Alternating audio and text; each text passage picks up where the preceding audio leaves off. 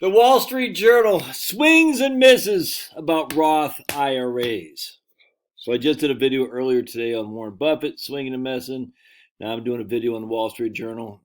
But you don't have $1 million in your retirement account, was my man Dan Lopez. Why would anyone listen to Josh? He's a poor guy. I said, I'm poor?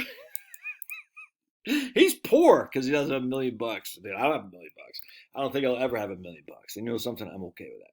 But I do know Roth IRAs, and the Wall Street Journal, try as they might. Smash that like button, by the way. Just jab it. Jab, hook, jab. I'm just in the middle of doing my taxes. I get about $500 back from the state of Georgia this year, and I think I owe about $6,000 to the feds. That's pretty good, man. That's pretty good. I'm pretty proud of myself. I was like really worried I was gonna have this massive tax hit, but not so much.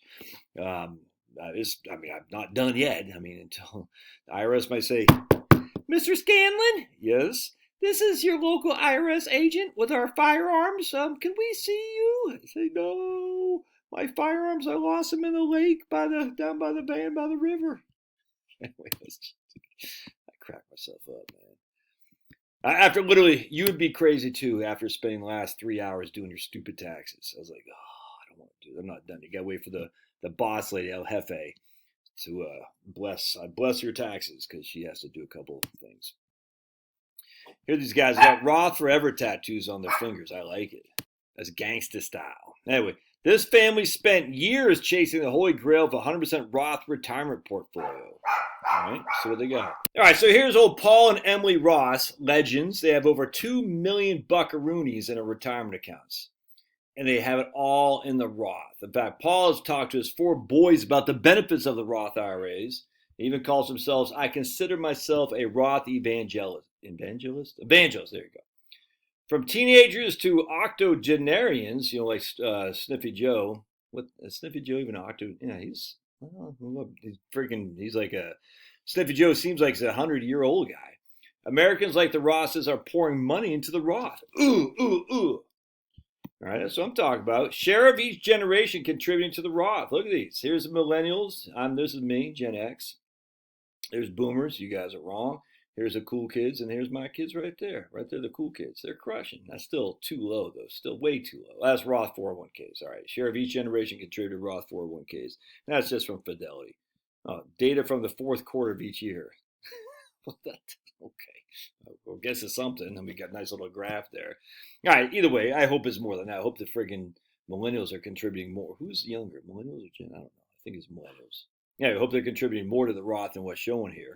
Unfortunately, we got this guy right here. The goal is to get 100% Roth. The strategy has skeptics. Paying taxes to convert to Roth only to see your portfolio shrink in a down market can be doubly painful. Okay. This guy right here, Brian Eisenmenger, I'll take my deductions all day long and twice on Sunday as a CPA. Yeah, well, I don't know what's tax bracket. I have no idea. But here's why.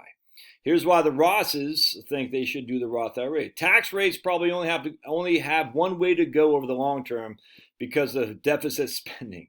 And Roths are a great hedge for that. Yeah, I completely agree, 100%. And it took them several years and tens of thousands of dollars in tax payments. Now the woman says there's so much value in having this discipline to save. So they got 4 kids, obviously adopted a kid. Hey, man, he's got a Christian cross there. Good for you. So I like people who adopt kids. That's crush. Like I said, legends. I love these guys. Paul currently maxes out his 401k up to the $77,000 limit. His total contributions are Roth and catch-ups. Man, are we able to put that much in there now? And Miss Emily here, she contributes to a SEP for small business owners that she converts to Roth each year. That's fantastic. We don't need the current tax deduction as much as we need the long-term wealth planning. I'd say long-term wealth accumulation, but that's okay. They're in a fortunate position to be able to sacrifice money now for the long-term benefits of having a tax-free portfolio for retirement years. Yep, recent market decline have only encouraged Roth believers. Here's Anna Dujan. She's a financial planner in Indianapolis, and she took the market drop as an opportunity to convert $15,000 plus some of her clients. Good stuff. There she is right there. Yeah, nice, pretty lady. Here's this guy, Ian Ross. Paul and Emily's 20-year-old son opened a Roth when he was 16. My perspective is 45 years to let this compound.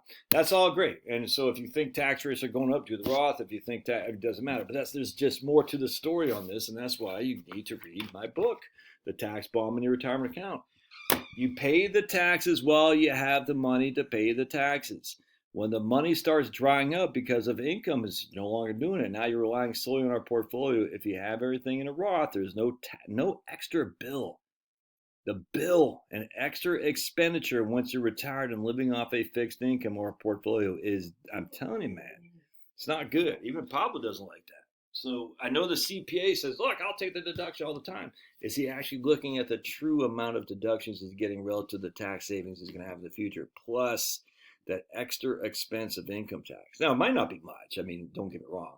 Everything I have is in a Roth now. So I will pay no taxes in retirement, assuming I don't have any earned income, because all my money will be my house if I do reverse mortgage.